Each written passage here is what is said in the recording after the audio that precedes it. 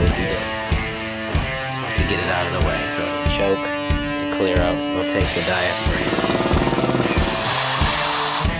Had her father take down the door, rip it down. It's a big pain in the butt now. It's a lot more work, but I'm just going to show you what all we needed to do. So before you go and order a new door handle or rip your door down, do something stupid, watch right here.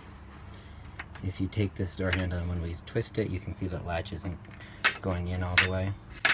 So you're going to unscrew your door from the inside. You'll have screws on the inside, and then you're also going to have to pop your latch out. There's going to be a couple screws and clips on the latch as well, and then you'll be able to remove your handle. Now these door latch assemblies, they're in here pretty tight, so you might have to do some prying to get it out.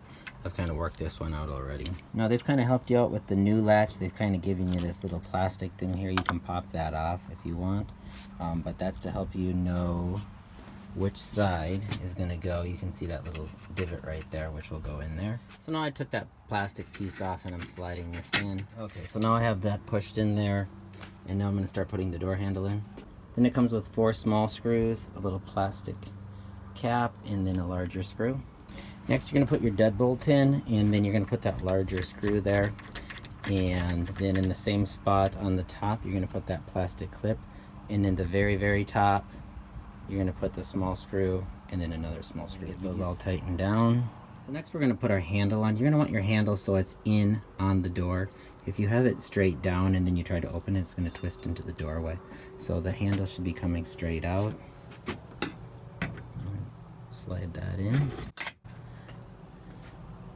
And now that you have the handle, and you're just going to come to the interior of the door. You're going to put that little interior plate on. Next you should have 2 large screws. We're just going to put these screws in here, and we're going to screw those into the back side of that door handle. And then another trick when you're doing this is to have this coming out, and then you can poke your screw. You can actually see where your screw is, and you can get it to line into the back of that door handle. Next we're going to be putting our handle on. We're going to have this face in towards the door as well. Then when you bought that latch, you're going to get an Allen wrench, and you're going to see that there's an Allen screw here that's going to tighten the handle up. We're going to tighten that now. And then here's where we'd be done. We're going to take the handle and we're going to pull it down, and you can see it's going all the way in now, where it was only going in about this far originally with the old one.